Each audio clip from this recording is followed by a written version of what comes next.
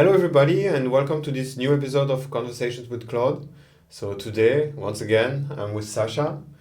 So you have to get used to his face, because he's going to be here a lot. Yeah, no doubt. But yeah, we're very happy to have you here, and John is taking a little break, so I'm sure everybody is happy. New face, always good. Always good. So today we're going to talk a little bit about the work that we do here at Trilitech within the developer success team. So we're going to introduce a little bit what we've done so far, and also what we're going to do in the future. And also it would be very interesting to have some insights about your experience, because you were an Ethereum developer before. So that would be very interesting to hear about that. So so we can start with an introduction about our team. So what we do here. So I think some people are already familiar with our team, but we are a team of 4 people. So there is John, there is you now. We also have Solomon, who works from New York, and of course there is me. So maybe you can talk a little bit more about your role in the team.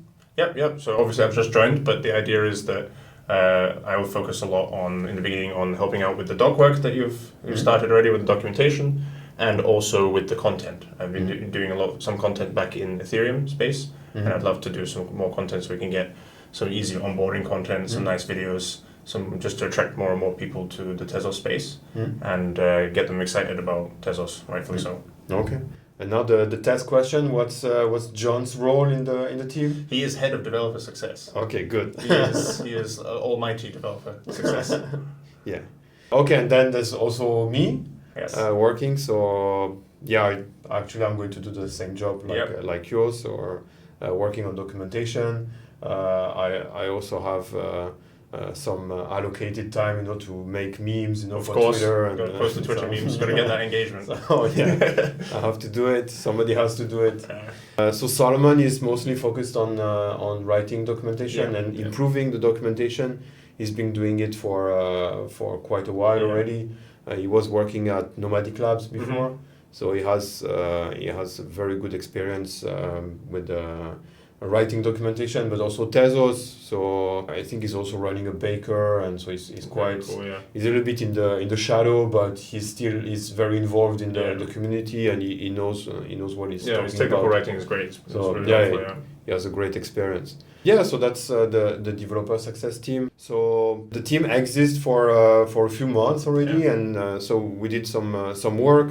So at the moment, most of the work has been around documentation. So it's true that it has been a problem on Tezos, that the documentation was all over the place, and it was not a great onboarding experience for new developers. It was really hard to find the documentation that you need. So we're trying to fix that at the moment. So to have one point where not all the documentation is going to be there, but at least some entry points to the documentation, where you have an introduction to the different smart contract languages, the different libraries that we use on Tezos, and then if you want to have a better knowledge of those tools, then you can go directly to the official documentation. So we're trying to put that in the same place so developers can find it. Also, we've been focused a lot on content. So we've been creating a lot of videos like this one, but also articles. We are also working on office hours. So starting on Thursday, then it's going to be weekly. So we're going to help developers. So if you have questions, you're a developer, you're building on Tezos, you have questions, you will find a link to the office hours form in the comments of this video, and you can come and you can talk to us for some questions. And maybe you would like to talk to us a little bit about what we are going to do in the future as a team. Yeah, sounds good. Yeah, I mean, you make a lot of good points about the documentation being very fragmented. So as you mentioned, we really want to streamline it. Really soon, actually, right? We're aiming for a soon target for that, and that's really exciting. In terms of the general onboarding experience, why the team is growing and why it needs to be growing and why there's a focus within Trilitech and in the wider Tezos ecosystem is Tezos has great tech and really cool features, but maybe not quite the adoption that we want to see, right? So we really want to make onboarding and user experience and DevX, developer experience, just super smooth, as smooth as it can be, right? And that's something that the Ethereum ecosystem does have in some places, purely maybe just because of time and network effect, and also because of a lot of hard work as well. That's also true. And we want to really try and put that into Tezos as a forefront of any time a developer's coming, either whether it's from Ethereum or from any other blockchain, that they can feel at home pretty quickly, get started with a wide variety of things. So that could include sample apps, could include SDKs for React or easy things to make sample applications, or just in general being able to sit down. I don't know about you, when you're interested in a new technology, you kind of just want to sit down, read something for a little while and think, oh, here's a video about intro to, let's say, JS LIGO, right? Maybe their JavaScript. Okay, watch a bit about that. Or maybe this Mikkelsen thing looks interesting. Let's watch intro to Mikkelsen, right? Or maybe this update video. We made a video about the most recent Tezos update, right? Which is a bit more. Some people like to watch videos as opposed to reading some long technical description of like Nairobi's update or whatever, right? So really, the reason I mention all of that is to get some content that is. We have some longer form content like conversations with Claude. You're a famous man within Tezos, but what we would like to do is really take your technical content as well, also split that up to shorter form things, get it disseminated on Twitter, and get some, maybe even some YouTube shorts in there, and actually focus on making it a little bit more fun. Tezos is really cool, and it should be fun in order to get started, because it is fun. You can build pretty much anything you can think of, right? With so many different ways, right? So making content that's more engaging, shorter content, always having multiple varieties of content. So if there's a long video, perhaps there's also an accompanying blog post. Easy way for people to actually learn, copy, and build, and actually produce value for the ecosystem. So I think that's something that we're going to work on a lot over the next 6 to 12 months, definitely, and probably in perpetuity, but in the next 6 to 12 months, it'd be great to really get that started. And without me here, you've already got started here in the developer success team on that so far. So I think that's what we're really focusing on at the moment. Yeah, it's true that one of the most complex part of writing documentation is that you have to maintain it forever. You cannot. We already saw some documentation that's online, that's not updated for a while. And it's true that it's a little bit annoying when you're a new developer and you find that documentation and it's not up to date. And then you try it and it doesn't work, and it's a little bit frustrating. So you've been playing a little bit with Tezos tools, since you came to Trilitech. Is there maybe something that you found? So maybe let's start with the negative point. Something that was a little bit more difficult. Yeah, that's a good question. Coming from Ethereum, where we had in Ethereum such a wide variety of tooling, like from the base to the highest level, like base being like if you're working in assembly, the Yule language, or all the way to React hooks and SDK and libraries and third libraries, making things really easy. It has been a bit of a shock coming to the Tezos system in the sense of, not in a necessarily bad way, but everything is definitely a bit more, you kind of just have to build it on yourself.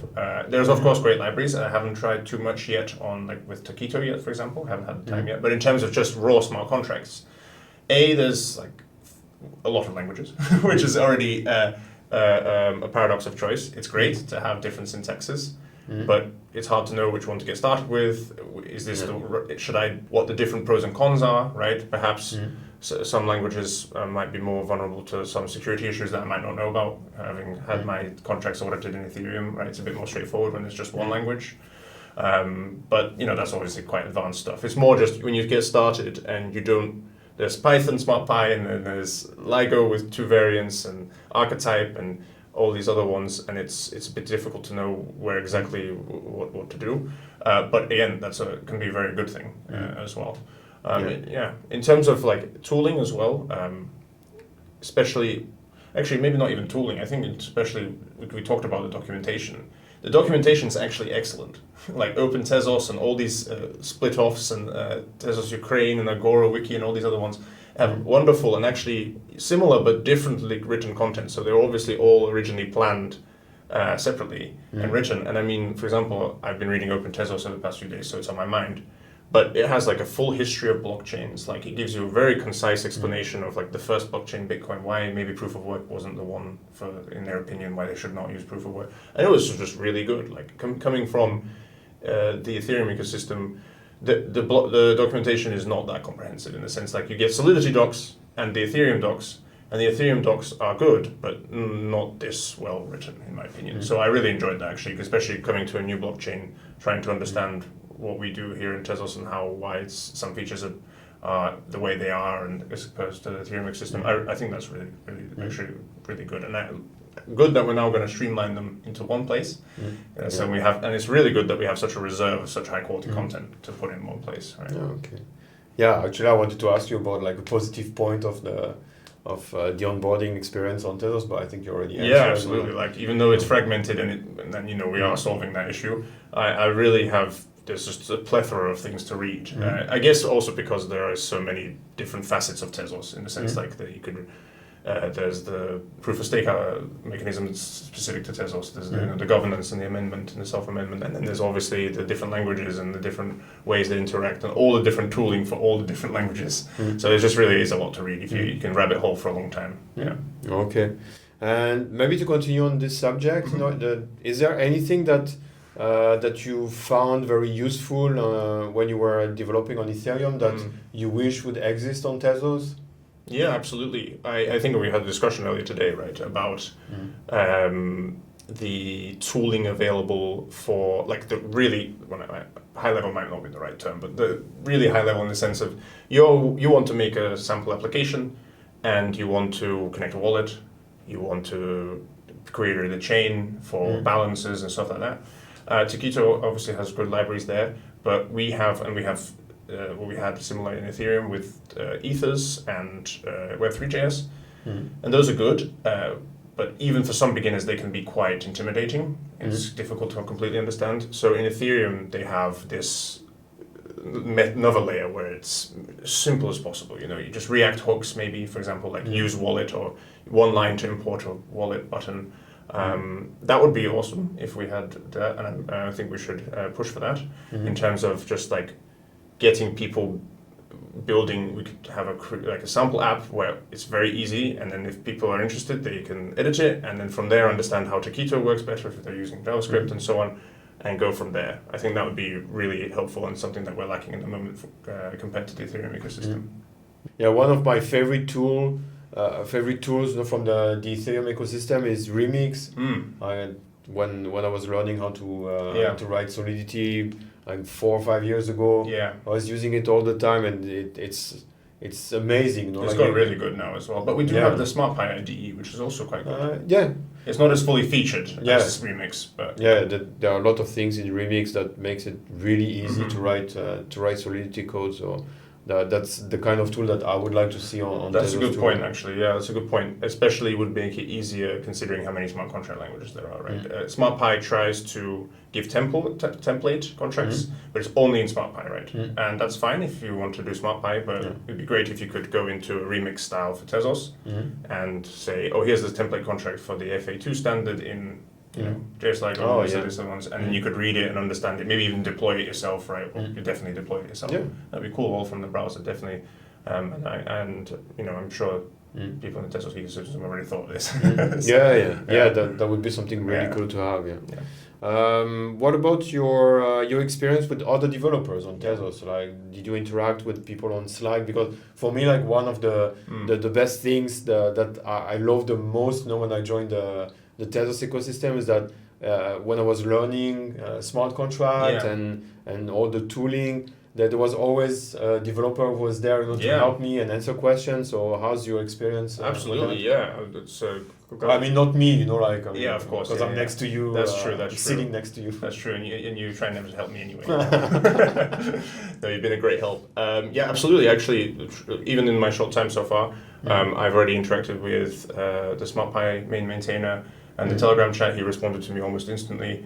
I had an issue and or just a question, and he solved that instantly. I've had such a warm welcome on Twitter everyone talking. I'm looking forward to meeting everyone in general, and here at Trilitech as well. Even if they are head of engineering or whatever, they are open to questions on Slack or in person if they have the time for it. And it's been really nice to be able to talk to some even the core engineers and ask them about how the roll-ups work. And I know with Emma you had a previous video, right?